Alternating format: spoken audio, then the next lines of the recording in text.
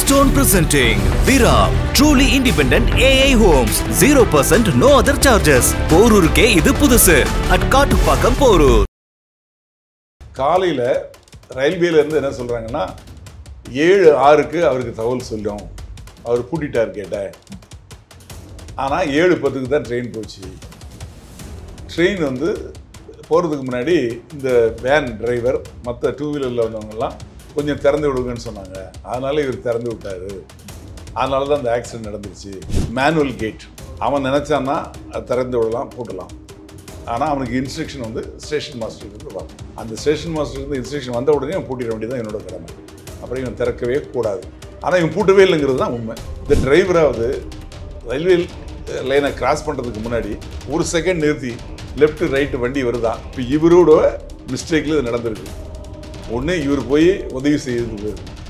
கிட்டத்தட்ட 50 மீட்டர் அடித்து இழுத்துட்டு போயிருக்கு வண்டியை. அந்த அளவுக்கு இழுத்துட்டு போகக்கூடிய அளவுக்கு அடித்து டமால்னா எவ்வளோ பெரிய சவுண்டு கேட்டிருக்கோம். அப்பவும் உள்ளதாக இருக்காருன்னா அப்போ என்ன இருக்கும்? நான் என்ன நினைக்கிறேன்னா, அனுமதி கேட்டாங்க அப்படின்னு சொல்கிறாங்க இல்லையா, இன்றைக்கி அதை டிஃபெண்ட் பண்ணுறதுக்கு நடந்த சம்பவத்துக்கு ரயில்வே எம்ப்ளாயி தான் காரணம். இந்த உயிருக்கு போனதுக்கு ரயில்வே எம்ப்ளாயி தான் காரணம். ஆக ரயில்வே வந்து தன்னோட பழியை வந்து லோக்கல், அதாவது கலெக்டர் மேலே, தமிழக அரசு மேலே போடணும் அப்படிங்கிறதுக்காக பழியை திருப்பி விடுறாங்களோ அப்படிங்கிறத பார்க்கணும். மொழி தெரியாத ஆட்களை அவங்க ஊரில் போடுங்க, இல்லை ஹிந்தி பேசக்கூடிய மாநிலங்களில் போடுங்க. தமிழ்நாடு ஹிந்தி பேசக்கூடிய மாநிலம் கிடையாது. இங்கே ஹிந்தி கற்றுக் கொடுக்குறதே கிடையாது. ப்ரைவேட் பள்ளிகளில் கற்றுக் கொடுக்குறாங்க. சாதாரண பொதுமக்களுக்கு, அதாவது அரசு பள்ளிகளில் சொல்லிக் கொடுக்குறது கிடையாது. அதனால் அவங்களுக்கு தெரியறதுக்கு வாய்ப்பு கிடையாது. அப்படி இருக்க ஒரு மாநிலத்தில் எங்கேயோ ஒரு ஹிந்தி தெரிஞ்ச ஒரு நபரை கொண்டு வந்து வேலைக்கு போடலாம்.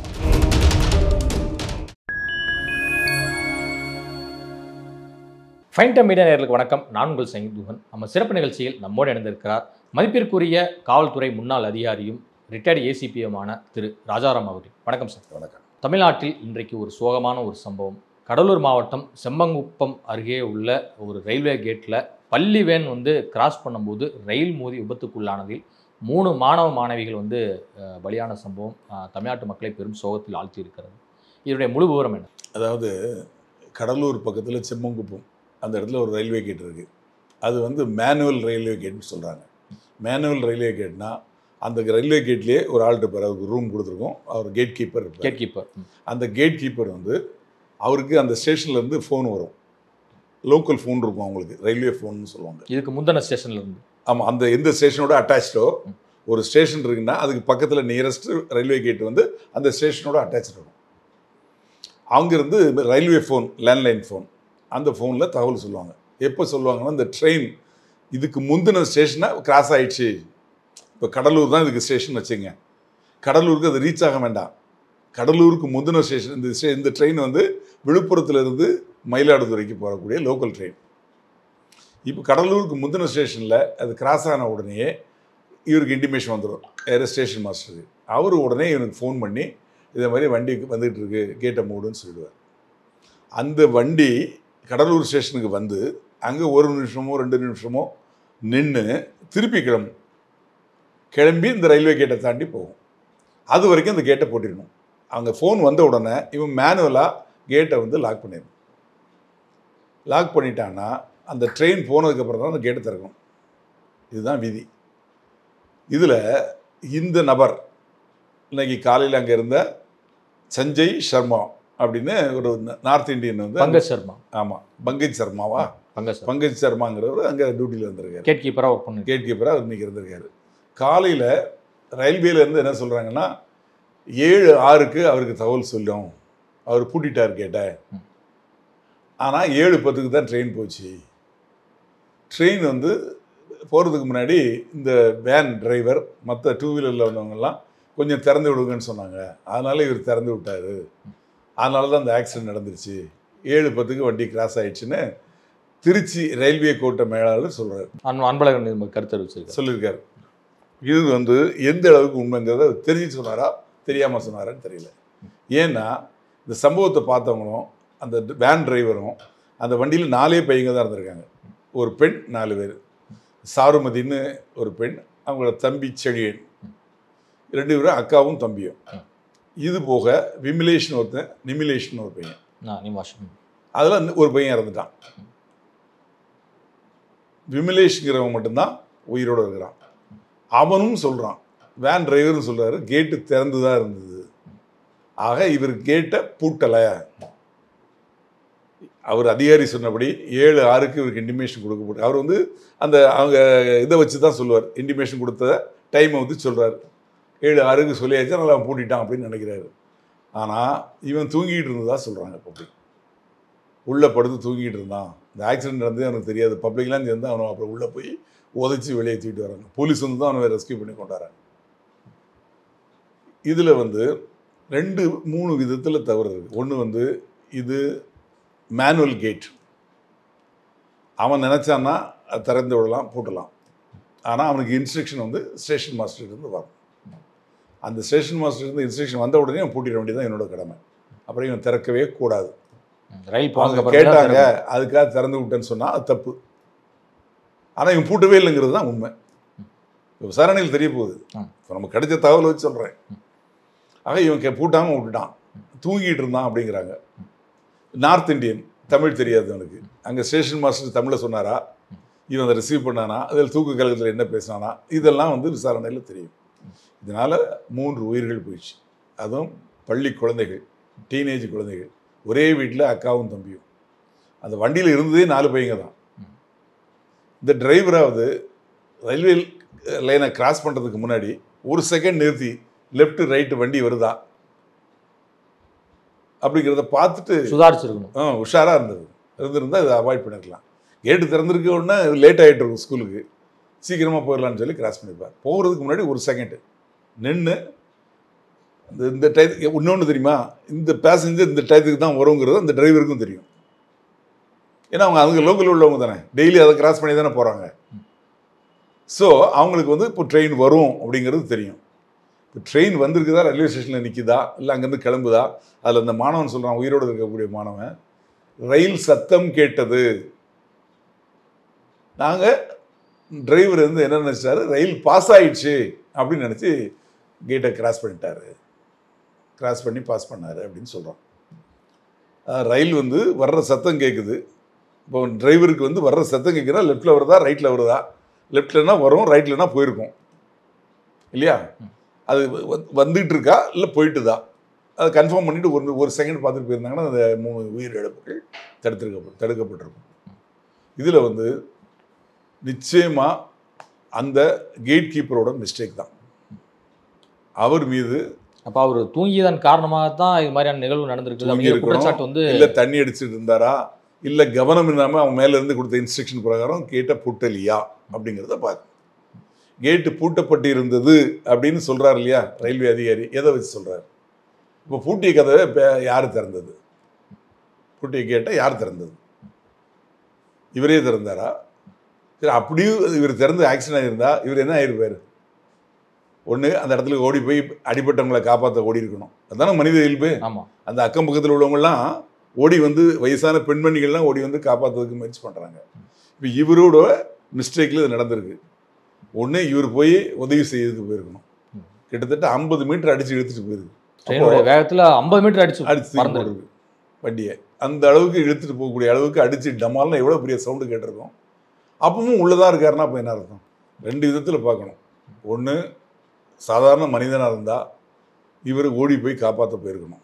ஒன்று இல்லை இந்த மாதிரி நடந்து போச்சுன்னு பயந்து எங்கேயாவது ஓடி இருக்கணும். 2மே இல்லை, உள்ளே இருக்காரு.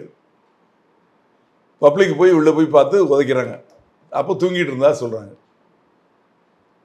ஆனால் பொதுவாக ரயில்வே கேட்டுகளில் கேட் கீப்பர்ஸ் தூங்குறது தான் வழக்கம். ஏன்னா எப்போ தான் ட்ரெயின் வரும், அவங்களுக்கு 12 மணி நேரம் 24 மணி நேரம் டியூட்டி போடுவாங்க. அவங்களுக்கு பக்கத்தில் கடைகளும் இருக்காது, பேசுகிறதுக்கு ஆளும் இருக்காது. அதனால் அவங்க உட்காந்து தூங்கிட்டு இருப்பாங்க. நார்மலாக வந்து இதுக்கு முன்னாடி என்ன பண்ணுவாங்க, ரயில்வேல கம்பேஷனேட் கிரவுண்டு அப்படின்னா தெரியுதா, கருணை அடிப்படையில் வேலை வாய்ப்பு. அந்த ரயில்வேல வேலை பார்த்த அந்த தொழிலாளி ஒருத்தருக்கு காலமாயிட்டார்னா பணியின் போது அவரோட மனைவிக்கு கொடுப்பாங்க. அப்போ அந்த மாதிரி அந்த கருணை அடிப்படையில் வரக்கூடிய அந்த லேடிஸ் இருக்காங்கல்ல, அவங்களுக்கு இந்த கேட் கீப்பராக போடுவாங்க. ஈஸியான வேலை அப்படின்னு சொல்லிட்டு. ஆனால் அந்த பெண்கள்லாம் உஷாராக இருப்பாங்க. என்ன அவங்களுக்கு விரை சிக்கல்னா, நைட் டயத்தில் அங்கே டியூட்டி போக முடியாது. நைட் டியூட்டி நம்ம தனியாக இருக்கணும் இல்லையா, அதனால் அவங்களுக்கு பெண்மைக்கு பாதுகாப்பு கிடையாது. அது ஒன்று தானே தவிர மற்றபடி அவங்க கரெக்டாக இருப்பாங்க. பெண்கள்லாம் ரொம்ப கரெக்டாக இருப்பாங்க. இவன் எங்கேயோ நார்த் இந்தியாவிலேருந்து ஒருத்தனை கொண்டு வந்து போட்டு அவன் தூங்கி அதனால் 3 உயிர்கள் போயிருக்கு. இதுக்கு வந்து கடுமையான நடவடிக்கை எடுக்கணும். இது வந்து ஒரு கவனக்குறைவு அப்படின்னு சொல்லி நினைக்கக்கூடாது. இதனால 3 உயிர்கள் போயிருக்கு. அந்த உயிர்களுக்கு இவன் பதில் சொல்லியாகணும். அதனால சட்டப்படி இவன் பேரில் வழக்கு பதிவு செய்து இவனை கைது செய்து கைது பண்ணியிருக்காங்க. கைது பண்ணி அது அப்புறம் அவன் போய் ஜாமீனில் வந்து அப்புறம் சாதாரண ஒரு விபத்து வழக்காக அதை நினைக்கக்கூடாது. இது வந்து அவன் இன்டென்ஷனலாக பண்ணியிருக்கான். அவனோட டியூட்டி என்ன? கதவை மூடணும். வேலையில் கவனக்குறைவு. ஆமாம், அவன் மூடலை. அவன் வேலையை செய்யலை. அவன் வேலை செய்யாதனால இப்போ 3 உயிர்கள் போயிருக்கு. அது லேசாக நம்ம எடுத்துக்கக்கூடாது. இது மாதிரி இந்த மனித தவறுகள் அப்படிங்கிறது வந்து லேசான விஷயம் கிடையாது. அதே மாதிரி ரயில்வேயும் இன்டர்லாக் சிஸ்டம்னு இருக்குது, ஆட்டோமேட்டிக் கேட்டு. அதில் வந்து ஸ்டேஷன் மாஸ்டர் நினச்சாருன்னா கேட்டை போட்டிடலாம், அங்கேயே லாக் பண்ணிடலாம். அவர் அங்கே சுவிட்சை போட்டார்னா ஆட்டோமேட்டிக்காக கேட்டு லாக் ஆகிடும். வண்டி போனதுக்கப்புறம் தான் அவரே ரிலீஸ் பண்ண முடியும்.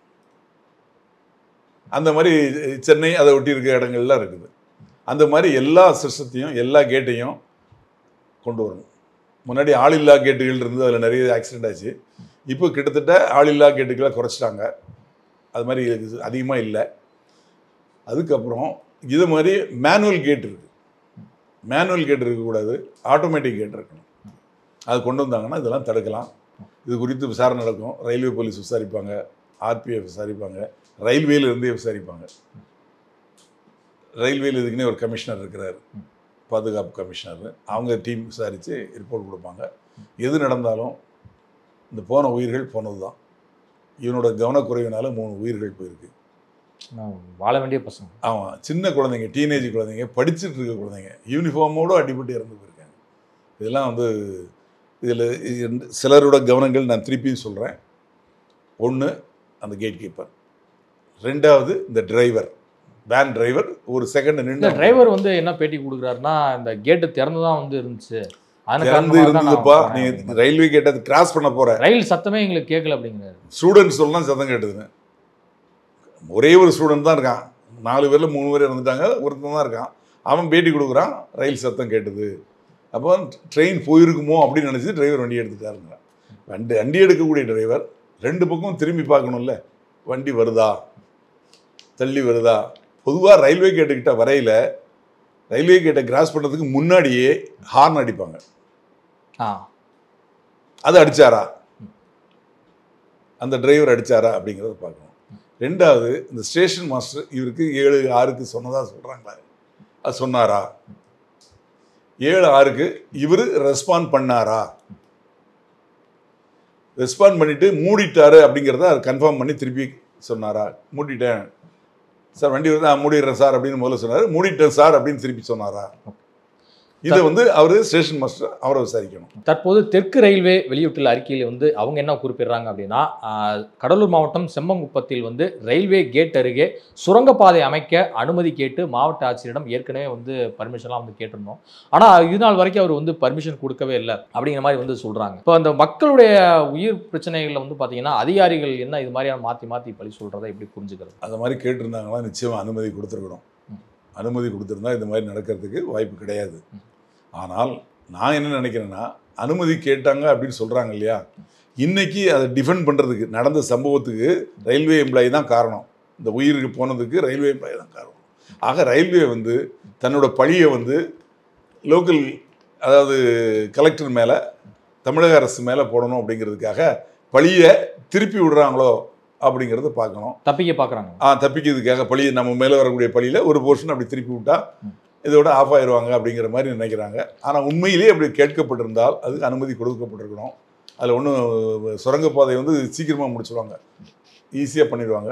இங்கே சென்னையிலாம் சில இடங்களில், திருவொற்றியூர்லாம் ஒரே நாளில் சுரங்கப்பாதை கிளப்பி தோண்டி எடுத்து ஏற்பாடு பண்ணிட்டாங்க, ஒரே நாளில் பண்ணியிருக்காங்க. அது மாதிரிலாம் அந்த சம்பவம் நடந்திருக்கு.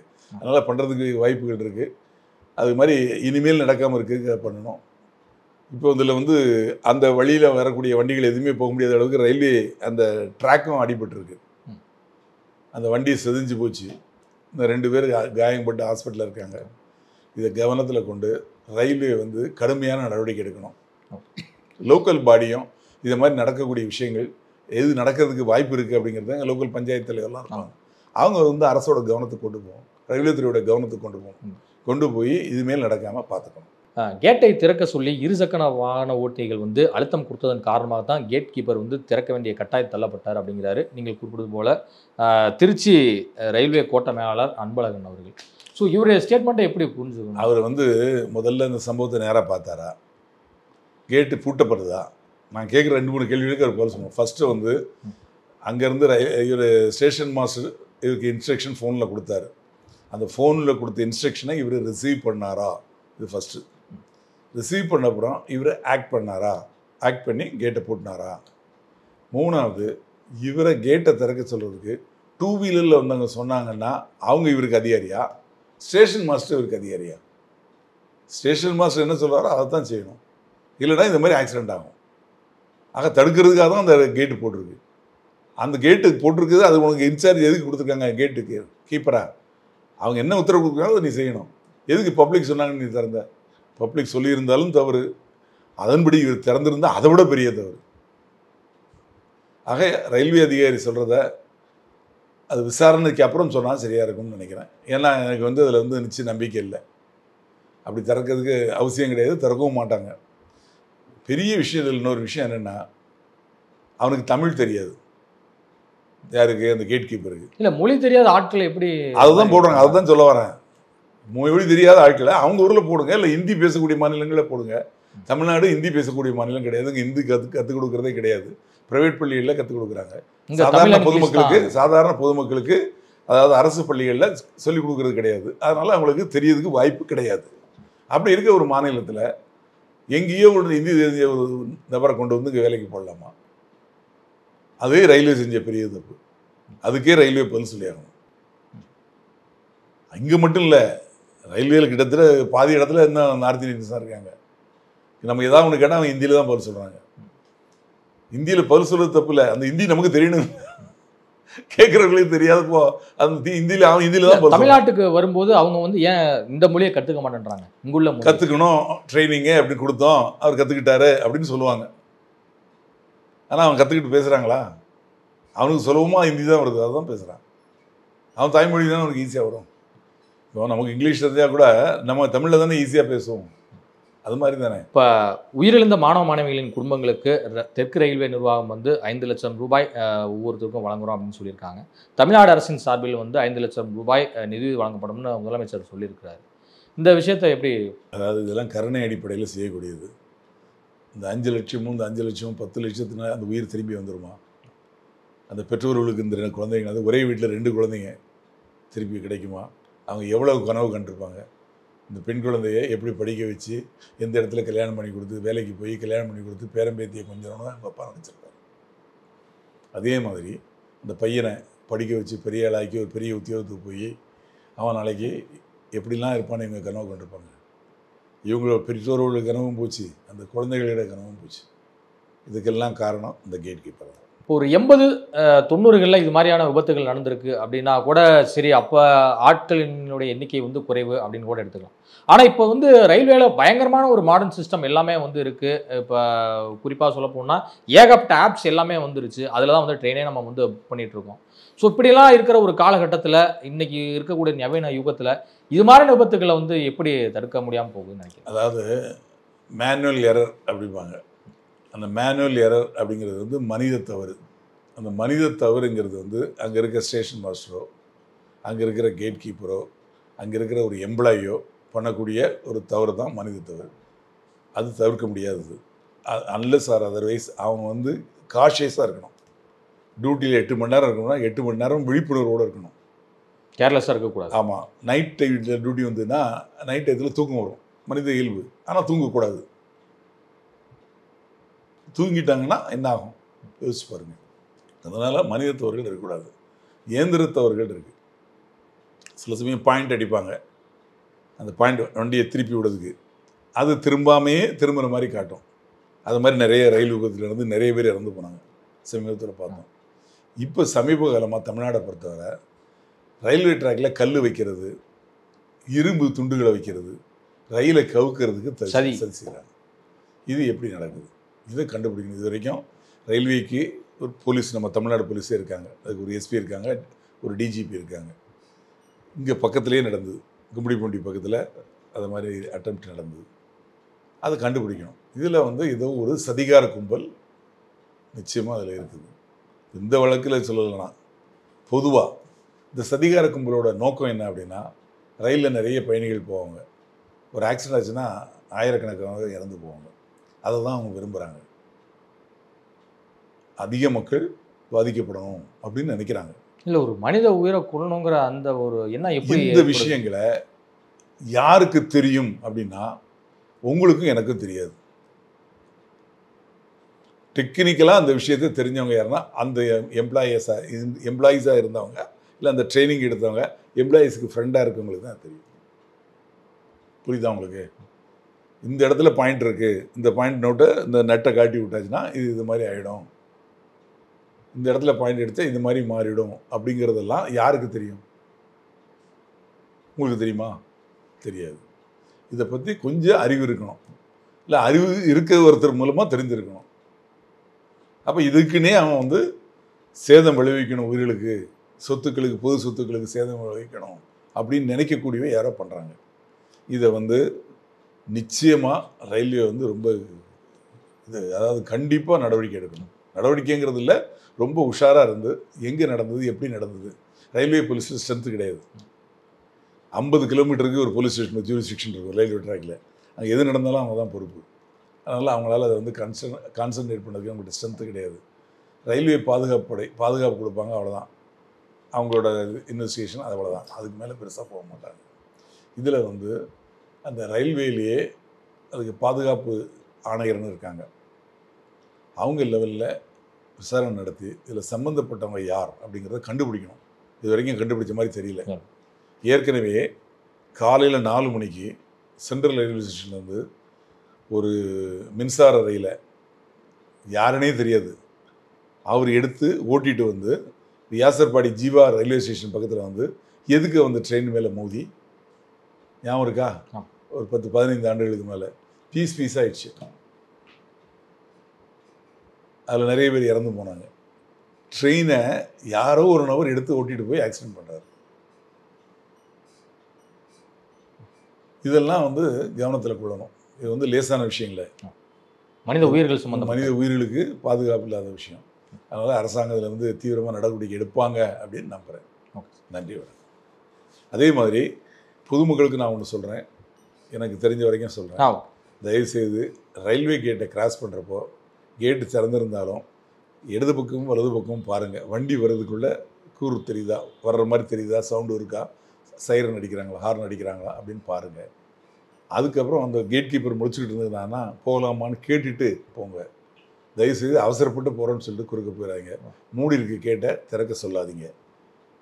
இல்லை மூடி இருக்கு கேட்டை லேசாக லிஃப்ட் பண்ணிவிட்டு கீழே கூடி வண்டியை அப்படி சாட்சி எடுத்துகிட்டு 2 வீலர் எடுத்துகிட்டு போய் அந்த பக்கம் போகாது. இது மாதிரி ஆட்களும் இருக்காங்க. ஆமாம், அது இருக்குது, நடக்குது, பார்க்குறோமே, நம்ம சென்னையில் பார்க்குறோம் நிறைய. அதே மாதிரி மழை பெய்கிற சமயத்தில் கொடை பிடிச்சிட்டு ரயில்வே லைனில் கிராஸ் பண்ணாதீங்க. ஏன்னா ரயில்வே லைனில் எல்லாமே மேலே வந்து எலக்ட்ரிஃபை பண்ணியிருக்காங்க. கொடையில் வந்து இரும்பு இருக்குது, அது நேராக அந்த ஷாக் அடிக்கும் உடல்நிலை. ஆமாம், அதனால் ரயில்வே லைனை கிராஸ் பண்ணல கொடை பிடிச்சிட்டு கிராஸ் பண்ணாங்க. இதே மாதிரி ரயில்வே ட்ராக்கை எங்கேயாவது கேட் இல்லாத இடத்துல கிராஸ் பண்ணதுக்கு நிச்சயமாக முயற்சி பண்ணாதீங்க. முயற்சி பண்ணிங்கன்னா எங்கேருந்து வேகத்தில் என்ன வேகத்தில் எந்த ட்ரெயின் வரும்னு தெரியாது. இப்போ ட்ரெயின் வந்து நல்ல ஸ்பீடில் எல்லாம் போகுது, வந்தே பாரத் அது மாதிரி ட்ரெயின்லாம் விட்டுருக்காங்க, பயங்கர ஸ்பீடு. அங்கே நல்ல ஸ்பீடில் வரக்கூடிய ட்ரெயின் வரையில் நீங்கள் உங்களை கண்ட்ரோல் பண்ண முடியாது, அவங்களாலே உங்களை கண்ட்ரோல் பண்ண முடியும். அந்த ட்ரெயினை கண்ட்ரோல் பண்ண முடியாது, டிரைவரை கண்ட்ரோல் பண்ண முடியாது. உங்களால் அந்த பார்த்த அதிர்ச்சியில் உங்களால் வந்து இந்த பக்கமும் அந்த பக்கம் போக முடியாத ஒரு சூழ்நிலை ஆகிடும். அதனால் ரயில்வே லைனை எக்காரணத்தை கொண்டு கிராஸ் பண்ணாதீங்க. அது ஒரு குற்றம், சட்டப்படி குற்றம். ரயில்வே கேட்டை பூட்டியிருந்த கேட்டுக்கு இடையில கூடி புகுந்து போகணும் அப்படின்னு நினைக்காதீங்க. கேட்டு திறந்தால் மட்டுமே, நடந்து போனாலும் சரி, 2 வீலரில் போனாலும் சரி, காரில் போனாலும் சரி, கேட் திறந்திருந்தால் மட்டுமே பண்ணுங்கள். கேட் திறந்திருந்தாலும் கூட ஒரு செகண்ட் பார்த்து அங்கே உட்காந்து கேட் கீப்பர் இருந்தாங்கன்னா அப்படின்னு அவங்க சைகை கேட்டுட்டு போங்க. இது வந்து உங்கள் உயிருக்கு, உங்கள் உடைமைக்கும் நிச்சயம் ஒரு பாதுகாப்பு. இதுவரை உங்கள் பல்வேறு கருத்துக்கு ஒரு கரண்ட்